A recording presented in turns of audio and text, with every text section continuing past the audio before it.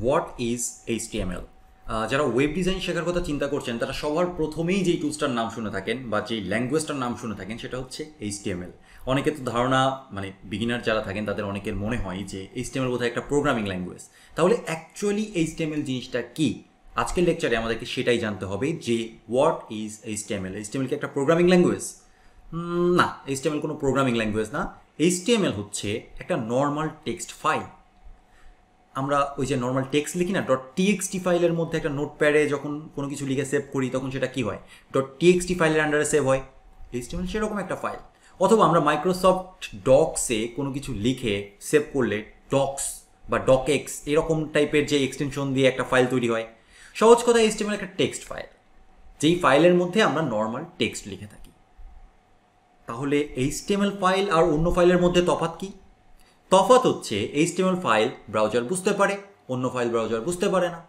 তাহলে একই টেক্সট যদি আমি একটা ফাইলে লিখে রাখি, ডক ফাইল বা অন্য ফাইল বা এইচটিএমএল ফাইল, যেই ফাইলে লিখে রাখি না কেন, তাহলে তো ব্রাউজারের বোঝারই কথা, কারণ এন্ড অফ দ্য ডে তো আমরা টেক্সটই লিখছি, তাই না? অবশ্যই এইচটিএমএল এমন একটা টেক্সট ফাইল যেটা স্পেশাল কিছু ওয়েতে লেখা হয়, সাধারণভাবে লেখা হয় না।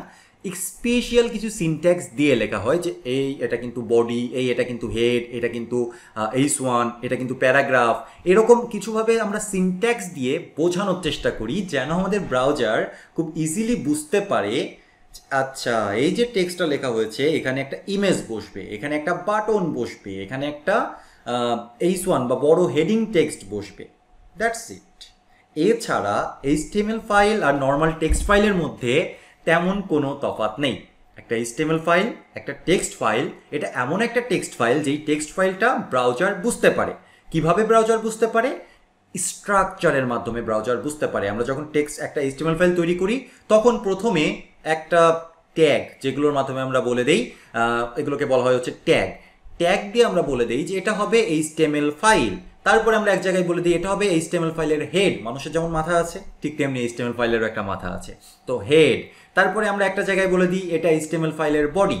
মানুষের যেরকম বডি আছে ঠিক তেমনি এইচটিএমএল ফাইলেরও একটা বডি আছে। এই বডির মধ্যে কোনো একটা জায়গায় আমরা বলে দিই যে এটা হবে একটা হেডিং, এটা হবে একটা প্যারাগ্রাফ, এটা হবে একটা ইমেজ, এটা হবে একটা বাটন। এইভাবে স্পেশাল কমান্ড দিয়ে আমরা বলে দেই যে কোথায় কি বসবে। আর আমাদের ব্রাউজার সে তো খুব বুদ্ধিমান, আসলে সে খুব বুদ্ধিমান না, তার ভেতরে আগে থেকেই বলে দেওয়া আছে যে যদি এইগুলো লিখে দেওয়া থাকে বা এই রকমভাবে এইচটিএমএল ফাইলকেও আমাদেরকে দেয় তাহলে কি রেন্ডার করতে হবে বা কি স্ক্রিনে ডিসপ্লে করতে হবে। আমরা যেভাবে লিখে দেই সেভাবেই ব্রাউজার সুন্দর করে রেন্ডার করে। এমন কোনো কিছু যদি আমরা এখানে দেই যেটা ব্রাউজার বুঝতে পারে না বা যেটা এইচটিএমএল এর মধ্যে নেই, তাহলে কিন্তু ব্রাউজার বুঝতে পারবে না।